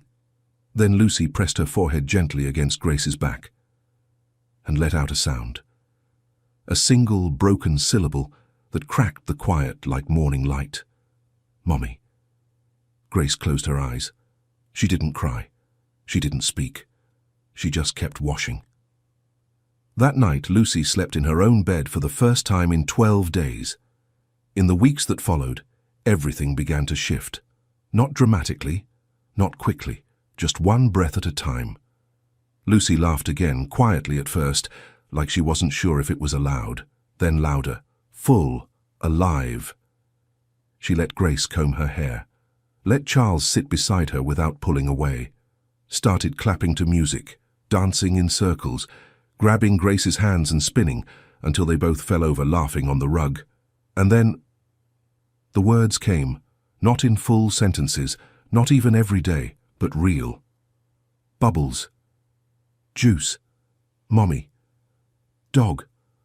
Charles listened to each one like it was a verse from scripture. He started coming home early, not for meetings, not for show, just to watch them. Sometimes he stayed in the doorway, didn't say a word, just stood there, watching his daughter come back to life. One afternoon he heard Lucy whisper something from across the room. She was lying on her back, her head on Grace's lap. Her voice was faint, like a secret. Mommy loves me. Charles had to leave the room. He didn't want them to see him cry. He wasn't sure when it happened, but something in him had changed. The boardroom didn't feel as urgent. The company no longer filled the void, and the silence he once drowned in was now full of music. Grace hadn't just returned to care for Lucy. She had redefined what care looked like: firm, gentle, intentional. There were charts on the fridge now, routine cards on the wall, flashcards by the sink, labeled with tiny drawings and stickers. And Lucy? She pointed at them, said the words when she could, and smiled when she couldn't. The girl who once lived in shadows was beginning to reach for the light. But love, Charles was learning, wasn't a single moment of redemption. It was 100 quiet ones, strung together by someone who refused to walk away. It started with a simple request. Grace had asked for a team meeting. Nothing formal, just a check-in with the household staff. They gathered in the living room. Marta, the chef, the driver, 2 assistants, even the security chief. Everyone was seated, except Charles.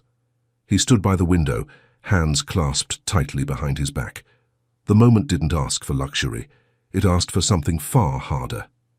Humility. Grace stood beside the fireplace, shoulders relaxed, expression calm. Not demanding, not performative, just present. Charles turned slowly, faced the room, cleared his throat once, and then he spoke. 2 weeks ago, I made a mistake, he said, not just as a father, but as a man. The room fell still. I reacted from fear, not understanding. I let my pride speak louder than compassion, and I disrespected someone who gave my daughter more than I ever have. He looked at Grace, not with shame, with reverence. You brought Lucy back to life, he said, his voice tight. Not with therapy, not with money, but with patience, with warmth, with presence. The silence in the room thickened. I treated you like staff, like help, like someone who could be replaced. A pause. You can't be. Grace didn't look away, didn't flinch. She let him say what needed to be said. I'm sorry, Charles said, not because I feel guilty, but because I was blind. He took a slow breath, then did something no one expected. He lowered himself to one knee. Not out of drama, but truth. A billionaire in a $1,000 suit, kneeling before the woman he once fired without thought. I'm asking for forgiveness, not for what I did, because I can't undo it, but for what I'll do differently from here on out. Grace looked down at him. Her eyes didn't soften, but they did shine, with something quiet, something real. She nodded. Apology accepted, she said. Then gently, let's move forward, not pretend it never happened. The staff exhaled like they'd all been holding something in. Marta wiped her eyes. The chef gave a quiet nod. Even the driver shifted in his seat, because they weren't just witnessing an apology, they were watching a man transform. That evening, Charles sat at the edge of Lucy's bed. Grace was reading beside her, voice soft, rhythmic. Lucy curled between them, her head resting on Grace's arm, her fingers gently tracing the fabric of Charles's sleeve. And for the first time in years, he didn't feel like an outsider in his own home. He felt part of something, not because he deserved it, but because he chose to show up for it. Forgiveness wasn't a finish line, it was a door. And now that it was open, all that mattered was what came next. 2 years later, Grace stood at a podium in a deep blue cap and gown. The tassels swayed as she looked down at the degree in her hands, Bachelor of Science in Early Childhood Development, magna cum laude. She didn't cry, but Charles did. He sat in the front row beside Lucy, who clapped wildly as Grace's name was called.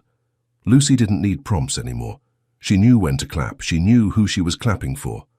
Life had changed, slowly, then all at once.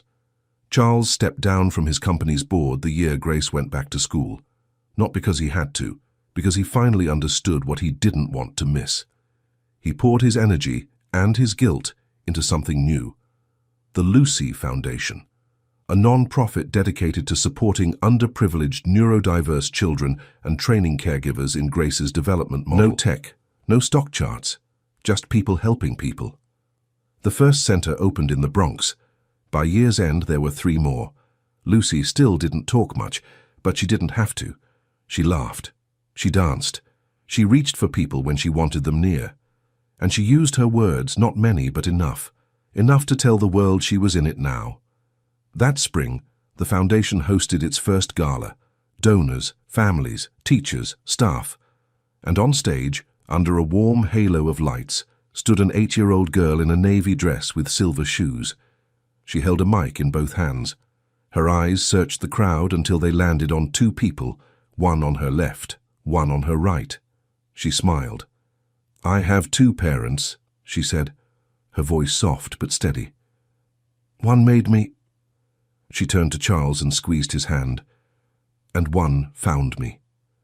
She turned to Grace, who was already in tears. The room fell silent. And then came the applause, louder than music, fuller than speeches. Charles didn't say a word that night. He didn't need to. Sometimes love wasn't something you said.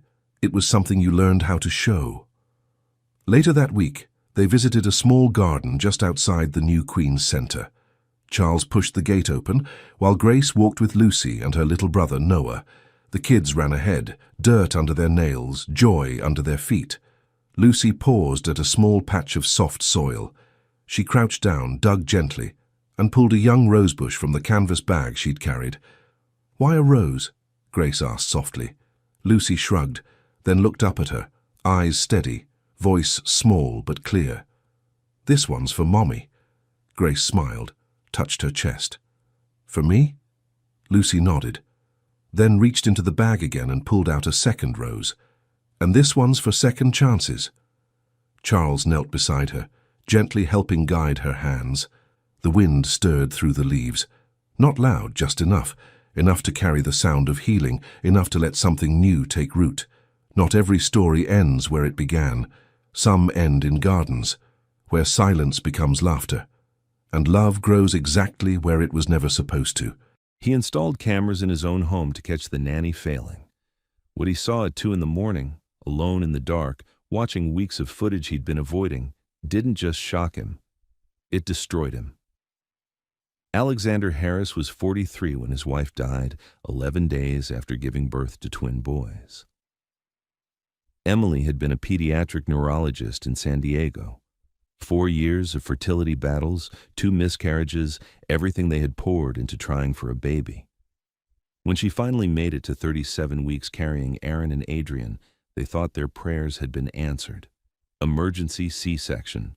Both boys born small but breathing. Emily held them against her chest one time, smiled at Alexander, whispered, "We did it."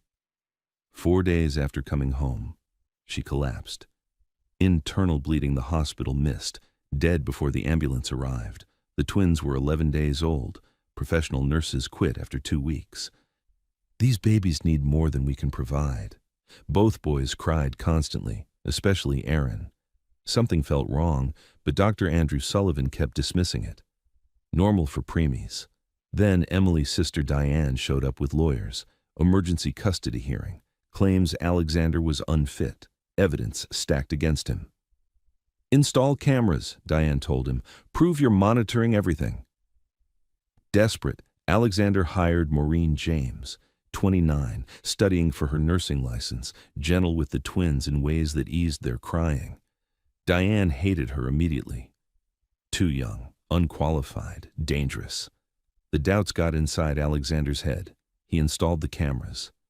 Weeks passed. His company faced a crisis, 18-hour days, no time to check footage, until one night at 2 a.m., alone, he finally opened the files. What he saw changed everything. Before we continue, hit that like button, subscribe to this channel, and tell me where in the world you're watching from. Because this story is about the people carrying weight we never see, the ones God puts in our path when we're too broken to notice. And if you've ever felt invisible, if you've ever sacrificed everything for someone who didn't even know, this one's for you. You're seen. You matter. And maybe this story found you today because you needed to hear that. Alexander sat in his home office, the house silent except for the hum of his laptop. 2:17 a.m. He couldn't sleep. Hadn't been able to since the takeover fight ended. Victory should have felt good, but the penthouse was too quiet, and Emily's absence too loud. He opened the security footage files, 3 weeks of recordings he'd never watched. Started at the beginning, expecting to see what Diane had warned him about. Maureen on her phone, the twins crying unattended, proof he could take to court. The first clip loaded. 8:43 a.m. on a Tuesday morning. Maureen was on the living room floor with both boys, but she wasn't just playing with them. Her hands moved with precision, lifting Aaron's left arm, rotating it at specific angles, stretching it gently while counting softly in another language. Her movements weren't casual. They were clinical, purposeful.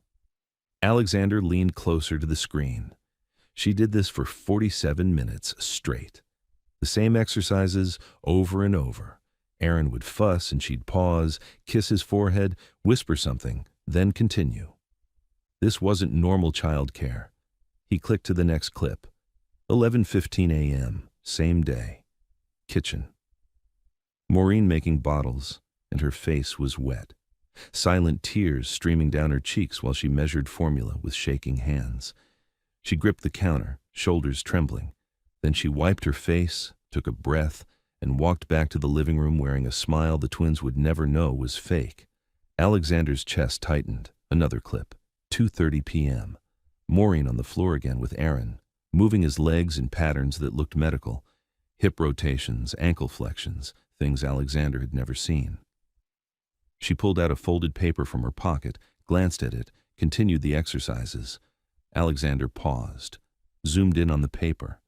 The heading read, Early Intervention Protocols for Infant. The rest was folded, but his hands went cold. He clicked forward. 4:20 p.m. Maureen preparing dinner, grilled chicken, roasted vegetables, something careful and homemade. She plated it, stared at it, then wrapped it up and put it away. Pulled out a granola bar instead, ate it, standing at the counter. She was using her food money for something else. Later footage showed her phone screen, Amazon orders, therapy equipment, positioning pillows, sensory cards, bought with her own money. Alexander scrolled faster. Every single day, the same pattern. Hours of therapy after he left for work. Her crying when she thought no one could see, equipment she hid before he came home. Then he found the bath time clip. Maureen lifting Aaron gently, examining his head with careful fingers. She found something, a mark, and her whole body went rigid. Her hand covered her mouth. She stared at it, then pulled out her phone and took photos from multiple angles. She heard Alexander's car, deleted the photos, composed her face, and was smiling when he walked in 30 seconds later. Alexander stopped the video. His son had a mark on his head Maureen had photographed and hidden. Dr. Sullivan had said everything was fine, but Maureen knew something she wasn't saying, and she'd been carrying it alone. Alexander couldn't stop watching. He clicked through more clips, his coffee going cold beside him, the night stretching into early morning without him noticing. There. Another one. 9:30 p.m. on a Wednesday. Maureen was supposed to be off at 8, but she was still there.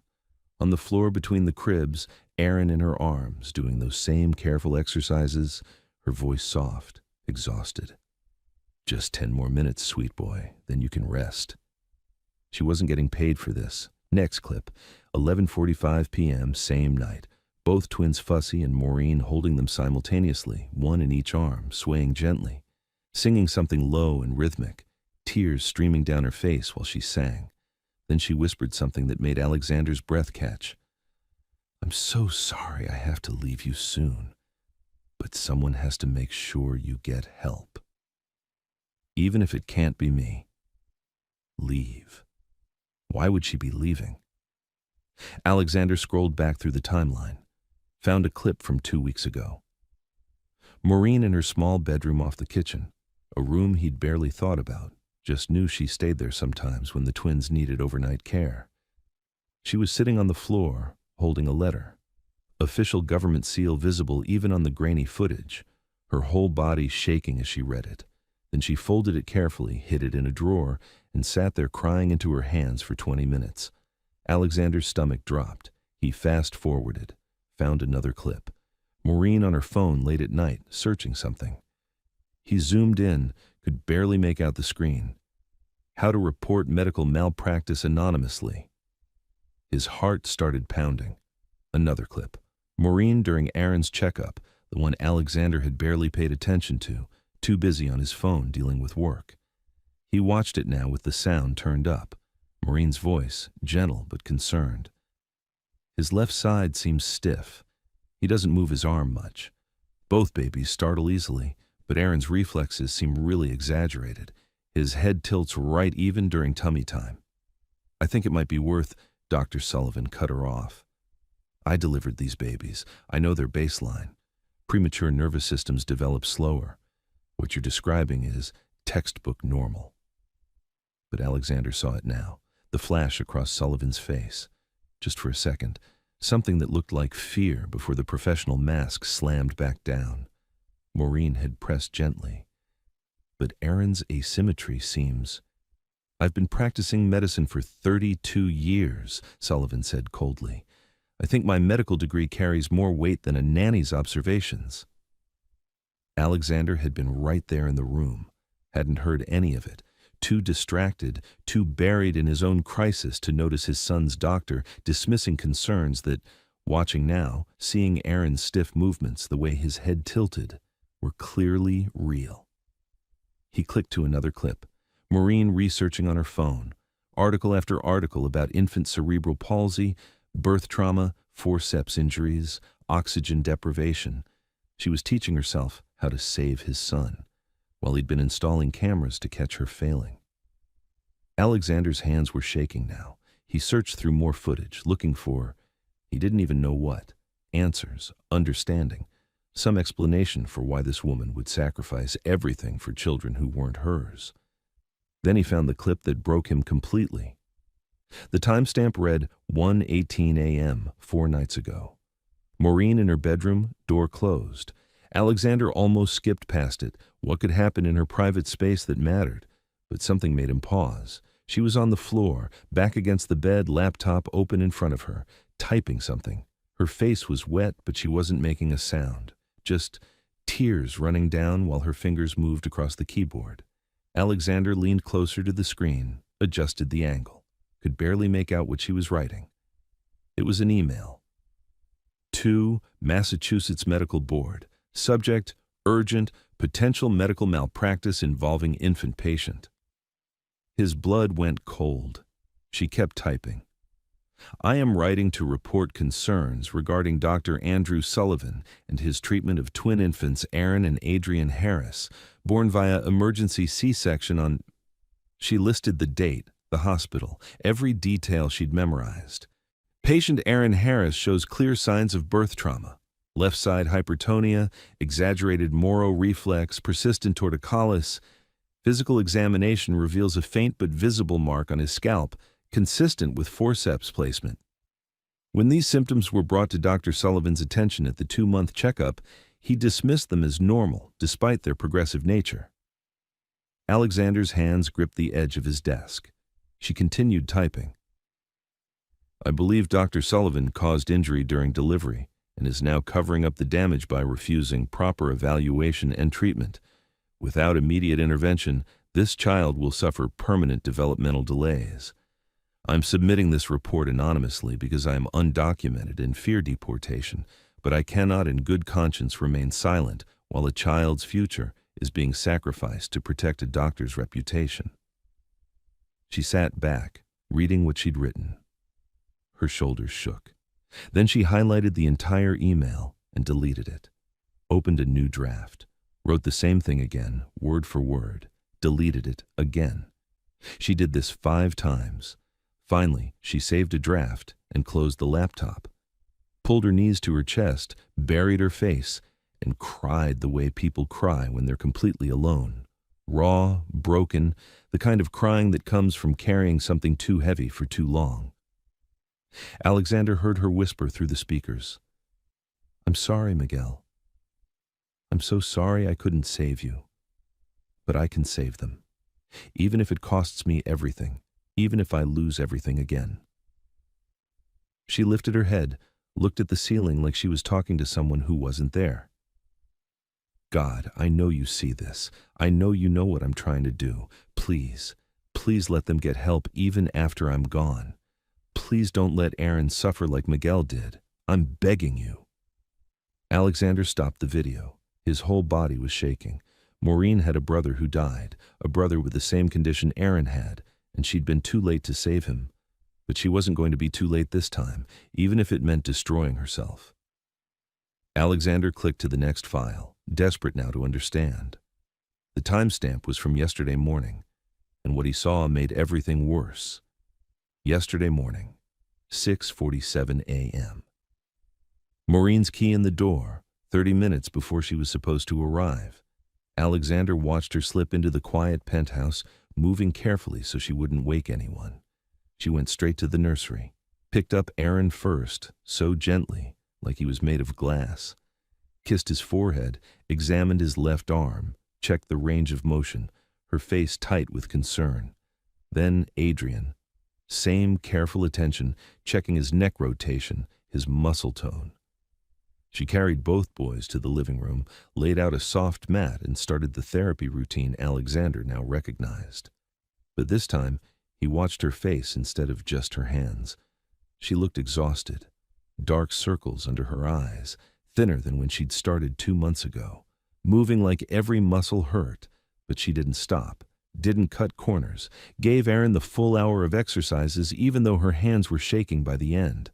At 8:15, she heard Alexander's bedroom door open, immediately hid all the therapy equipment, scooped up both boys, and was casually playing peekaboo when he walked past the living room on his way to the kitchen. "Good morning, Mr. Harris," she'd said, smiling. He'd barely looked at her. "Morning." Grabbed his coffee, took a work call, left for the office 20 minutes later without asking about the twins. Watching it now, Alexander wanted to reach through the screen and shake himself. He clicked forward. Lunchtime. Maureen feeding Aaron with a special bottle he'd never noticed before. Different nipple, angled specifically to help with his oral motor control. It took 45 minutes to get 3 ounces into him. She never rushed, never showed frustration, just patient, constant, loving. Another clip. 3 p.m., Maureen on her phone, texting someone. Alexander zoomed in on the screen reflection in the window behind her. "Mama, I can't send money this month. I'm sorry. I had to buy equipment for the baby I'm caring for. He needs it more than we do right now. I'll send extra next month, I promise." The response came in Tagalog, but even without understanding the words, Alexander could read the tone. Her mother was upset. Maureen typed back, "I know, Mama, I know you're counting on me, but this little boy, if I don't help him, no one will. God will provide for us. Please trust me." She set the phone down, put her head in her hands. Alexander felt sick. She was supporting her family back home, sending money every month, and she'd stop so she could buy therapy equipment for his son. He scrolled faster through the timeline, looking for, he didn't know what. Something that would make sense of this, something that would explain why someone would give up everything for strangers. Then he found the footage from 3 days ago. Maureen in the kitchen after putting the twins down for the night, pulling something from her bag. A small photo in a frame, worn at the edges like it had been held 1,000 times. A little boy, maybe 7 or 8 years old, in a wheelchair. Smiling despite the way his body was twisted, his left hand curled tight against his chest. Maureen traced the photo with her finger, tears falling onto the glass. "I couldn't save you, Miguel," she whispered, "but I won't let it happen again. I won't." Alexander's vision blurred. She'd watched her brother die from the same condition Aaron had, and now she was watching history try to repeat itself. But this time, she had the knowledge, the skills, the chance to change the ending, even if it destroyed her in the process. Alexander clicked to the most recent footage, this morning, just hours ago. And what he saw made him realize he was already too late. This morning, 5:52 a.m. Maureen entering the penthouse even earlier than usual. She looked like she hadn't slept. Went straight to the nursery, but this time she didn't pick up the twins right away. She just stood there between their cribs, staring down at Aaron and Adrian sleeping peacefully, her hand covering her mouth. Then she pulled an envelope from her jacket pocket. The same government letter Alexander had seen her crying over weeks ago. She unfolded it, read it again like maybe the words had changed. They hadn't. Her lips moved, barely audible through the camera's microphone. 23 days left. She refolded the letter, put it away, and wiped her eyes. Picked up Aaron, held him against her chest and started singing that same lullaby, the one Alexander now knew she'd sung to her dying brother. Her voice cracked halfway through, but she kept going. "Your daddy's going to find out soon, sweet boy," she whispered into Aaron's hair. "And when he does, he's going to get you the help you need. Real doctors, real therapy, everything I can't give you." She kissed his head. "I won't be here to see you get better. But that's okay. That's okay because you will get better. You have to." Alexander's throat closed. She thought he was going to find out after she was gone. Thought she'd have to leave without ever telling him the truth, trusting that somehow her anonymous report would be enough. She had no idea he was watching this right now. The footage continued. Maureen doing the morning therapy session, but slower today. More careful. Like she was memorizing every moment, counting each stretch in whispered numbers, documenting Aaron's responses in her journal with extra detail. At 7:30, she pulled out her phone and opened that draft email again. The report to the medical board. Read through it one more time, her finger hovering over the send button. She didn't press it. Not yet. Still trying to buy more time.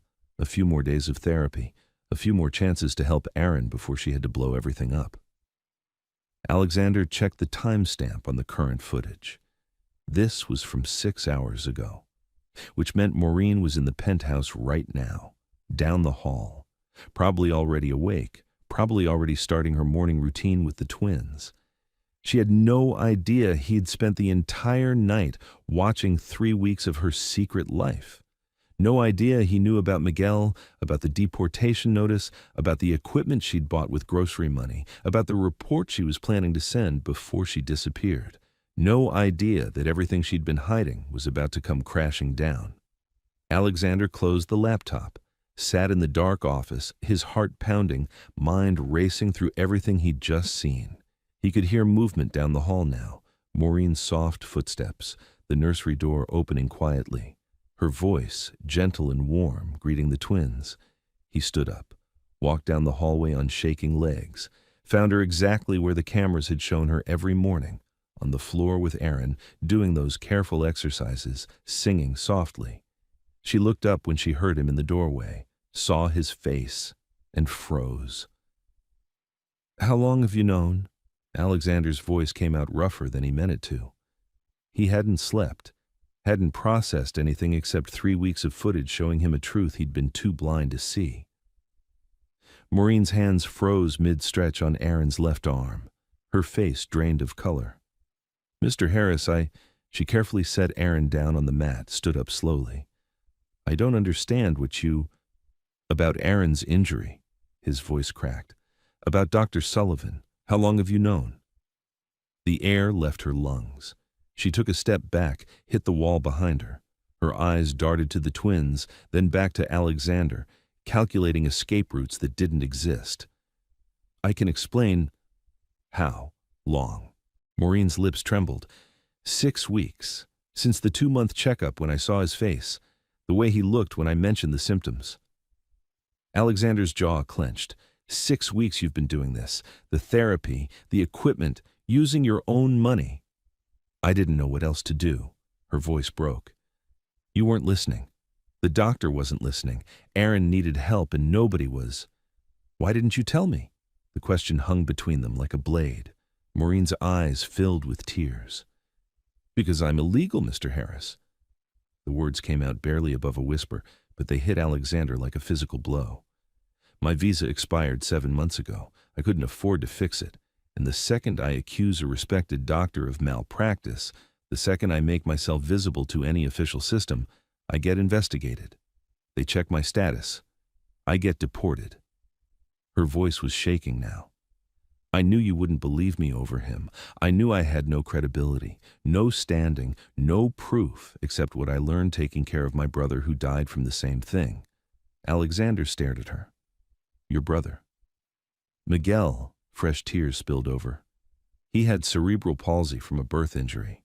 We couldn't afford treatment in the Philippines. I watched him suffer for 8 years before he died. I was 14. She wiped her face with shaking hands. I recognized Aaron's symptoms immediately. The stiffness, the reflexes, the mark on his head from forceps trauma. I've seen this before, Mr. Harris. I know what happens when it goes untreated. So you just treated him yourself? In secret? What choice did I have? Her voice rose, desperate now. Stay silent and watch another child suffer, or speak up and get deported before I could help him at all? Alexander's mind was reeling. The deportation notice, I saw it on the footage. You have 23 days. Maureen's voice dropped to nothing. I was going to stay until the end, do as much therapy as possible, then send an anonymous report to the medical board before I left. At least then you'd know the truth. At least Aaron would get real help even if I wasn't here to see it. You were going to sacrifice everything. It wasn't a question. He's a baby, Mr. Harris, tears streaming freely now. An innocent baby who didn't ask for any of this, whose mother died giving him life, who deserves every chance to be okay. Her voice broke completely. I already failed to save one child. I couldn't fail again, even if it cost me everything, even if... She stopped mid-sentence, seeing something change in Alexander's face. What did you see? She whispered. On the cameras. What did you see? Alexander's hands were shaking. Everything, he said quietly. I saw everything. Maureen's knees nearly gave out, and in that moment, she understood. He knew about Miguel, about the therapy, about the money she'd spent, about the email she'd drafted and deleted 100 times, about every single thing she'd been hiding. She waited for him to tell her to leave, to call immigration, to fire her and protect himself from the liability. Instead, Alexander pulled out his phone, started dialing. Maureen's heart stopped. This was it. This was how it ended. But the name he spoke into the phone wasn't immigration. It was something she never expected. Get me David Rostov. I don't care what time it is, now. Maureen stood frozen against the wall, watching Alexander pace the nursery floor, phone pressed to his ear. David, it's Alexander Harris. I need an emergency immigration case handled today. Yes, today. I'm sponsoring a work visa. He glanced at Maureen. Full name? She could barely speak. Isabel Maureen Santos. Isabel Maureen Santos, Filipino national, expired student visa, currently undocumented. I need her legal status fixed immediately, whatever it costs. He paused, listening. I don't care if it's irregular. Make it happen. Bill me directly. He hung up, dialed again before Maureen could process what just happened. Dr. Benjamin Torres, this is Alexander Harris. My twin sons need an immediate evaluation for suspected birth trauma and cerebral palsy. Today, if possible. Pause. Yes, I know it's Saturday. I'll pay whatever premium you need. Both boys, full neurological workup. Another call. Sullivan's office. This is Alexander Harris. You can inform Dr. Sullivan he's fired effective immediately. Forward all medical records for Aaron and Adrian Harris to Dr. Benjamin Torres by end of business today. And tell him I'll be filing a formal complaint with the medical board on Monday morning. He ended the call. Made one more. Patricia, Diane, listen carefully. The custody suit is over. Withdraw the petition by Monday or I'll countersue for harassment and expose the financial motive behind your claim. Don't test me. He hung up, finally looked at Maureen. She was crying so hard she could barely stand. Mr. Harris, I can't. You saved my sons. His voice was raw. While I was planning to fire you, while I was looking for reasons to blame you for everything falling apart, you were saving them. I just did what anyone. No, Alexander cut her off. Not anyone. You spent your own money, your food money. You worked hours you weren't paid for. You risked everything. Your future, your dream of nursing school, your chance to stay in this country. For children who aren't yours. His voice cracked. You did what I should have been doing, what their father should have seen. Maureen shook her head. You were grieving. You lost your wife. You were trying to survive. I was drowning. Alexander's eyes were red, and I almost took them down with me. If you hadn't been here. He couldn't finish the sentence. Silence filled the nursery except for the twins' soft breathing. The lawyer I just called, Alexander said quietly. Best immigration attorney in Boston. He'll have your visa status fixed within a week. Full work authorization, legal residency. Maureen's legs gave out. She slid down the wall to the floor. I'm tripling your salary, Alexander continued. Full benefits. And I'm paying for nursing school. Full-time, not night classes. You'll work reduced hours here, but keep full pay so you can focus on your degree. Mr. Harris, that's too much. It's not enough. His voice broke completely. It'll never be enough for what you've done. Maureen covered her face with her hands, sobbing. But there's one more thing I need from you, Alexander said. She looked up, terrified. He got down on the floor beside her, right there on the nursery carpet where she'd spent hundreds of hours doing therapy in secret. Teach me, he whispered. Show me how to help them. Show me what you've been doing. I want to learn. I need to learn. Maureen stared at him through her tears. Please, Alexander said, let me be their father, the one they deserve, the one Emily believed I could be. For the first time in 6 weeks, Maureen wasn't carrying the weight alone. And for the first time since Emily died, Alexander wasn't running from the truth. But there was still one thing neither of them knew, something that would change everything again. Dr. Benjamin Torres arrived at the penthouse 3 hours later. He was in his 50s, calm presence, kind eyes, spent 20 minutes just watching Aaron and Adrian before he touched them. Then another hour doing the gentlest, most thorough examination Alexander had ever witnessed. Maureen stood in the corner, arms wrapped around herself, terrified. Finally, Dr. Torres sat back, looked at Alexander with an expression that was equal parts professional concern and quiet anger. Your son Aaron has mild hypertonic cerebral palsy, almost certainly from birth trauma. His voice was measured but firm. The torticollis, the left side stiffness, the exaggerated reflexes, these are classic presentations. Adrian shows some low muscle tone that needs monitoring, but Aaron's condition required intervention months ago.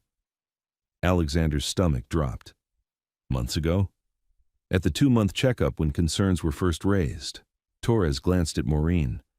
Someone tried to get him help. Someone recognized the symptoms early when treatment is most effective. Dr. Sullivan said everything was normal. Dr. Sullivan was wrong, or lying.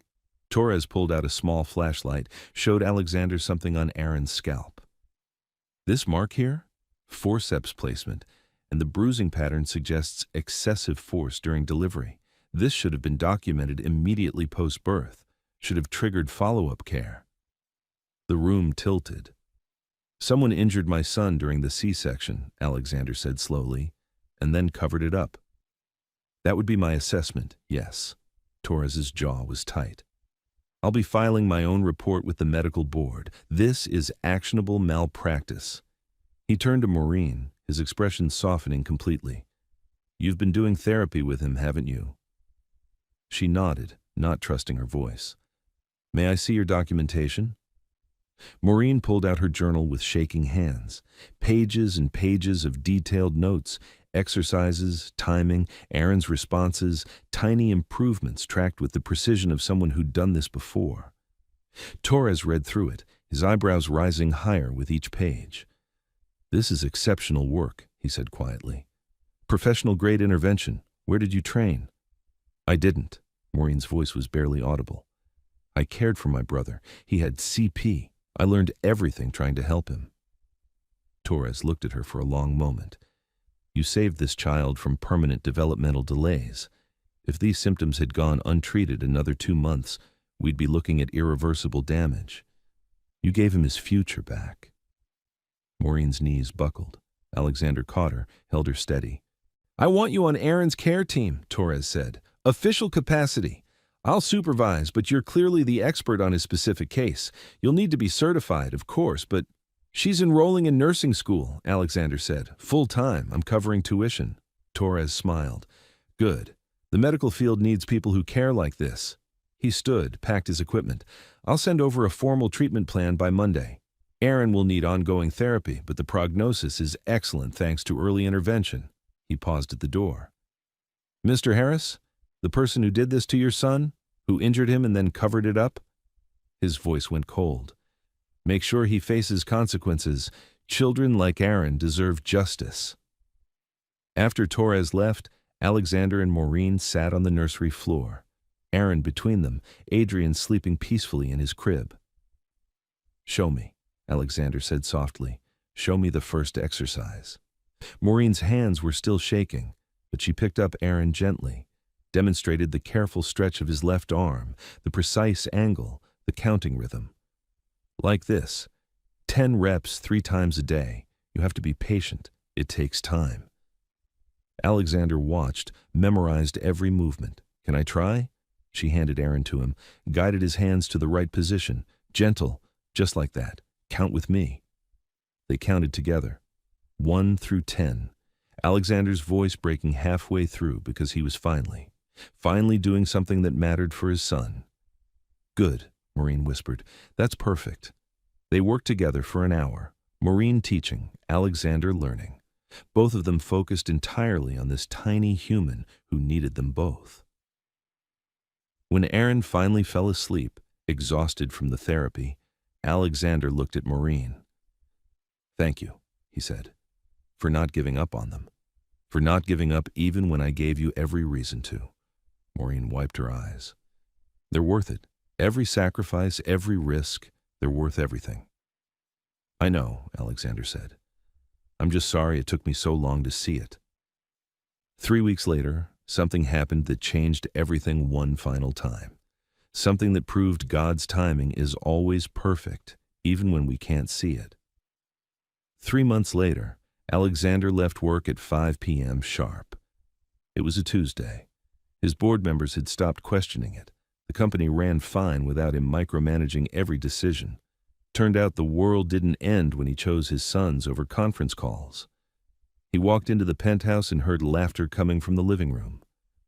Maureen was on the floor with both boys, now 7 months old. She looked different, less exhausted, more herself. The weight of secrets no longer pulling her down. Her visa had come through 2 weeks after that morning in the nursery. She was enrolled at Boston College School of Nursing, attending classes 3 days a week while still working reduced hours with the twins. "How'd they do today?" Alexander asked, setting down his briefcase, something he used to bring home and ignore. Now he actually left work at work. Aaron rolled from back to tummy, both sides. Maureen's smile was radiant. 3 times. Alexander's throat tightened. 3 months ago, Aaron couldn't roll at all. His left side too stiff, his muscles too tight. Now he was moving like any other baby. "Dr. Torres came by for the weekly check," Maureen continued. "He said Aaron's progress is exceeding every projection. The torticollis is almost completely resolved." Alexander got down on the floor beside them. Adrian immediately crawled into his lap, something that still made Alexander's chest ache with gratitude. His sons knew him now, trusted him, wanted him. He picked up Aaron, did the stretching exercises that had become as natural as breathing, counted in rhythm with Maureen, their voices overlapping like a song they'd practiced 1,000 times. The medical board had suspended Dr. Sullivan's license pending investigation. Criminal charges were likely. Alexander had made sure of that, not out of vengeance, but because other children deserved protection.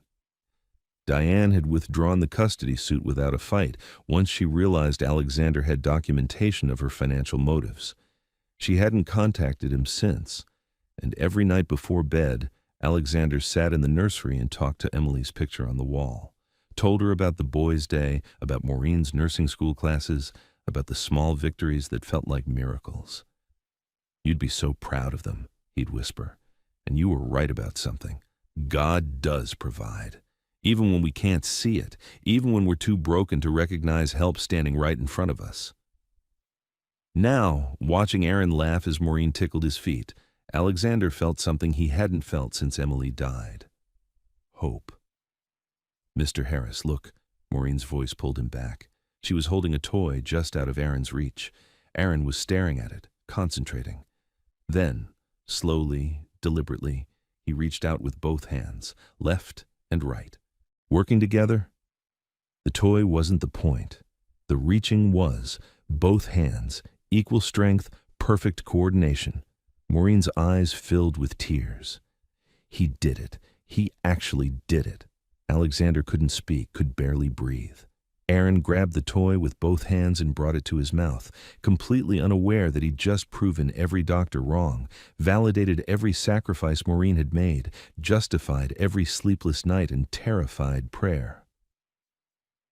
"Miguel would be so proud of you," Maureen whispered, one hand on Aaron's head. So proud. Alexander understood then what he'd been too blind to see before. God hadn't taken Emily away as punishment. He'd sent Maureen as grace. A young woman who'd lost her brother, carrying that grief across an ocean, working jobs that barely paid rent, fighting to stay in a country that didn't want her, all so she'd be exactly where she needed to be the moment Alexander's sons needed her most. "Thank you," Alexander said, his voice breaking, "for everything. For seeing them when I couldn't. For staying when you had every reason to run. For loving them like they're mine," Maureen finished softly. "Because they are. Maybe not by blood, but by choice, by love, by every hour I spent believing they deserved a future." Alexander pulled both boys close, Maureen's hand resting on his shoulder. They sat there on the floor, this family that grief and grace had built together, and watched Aaron play with both hands. Equal, strong, whole. Outside, the sun was setting over San Diego.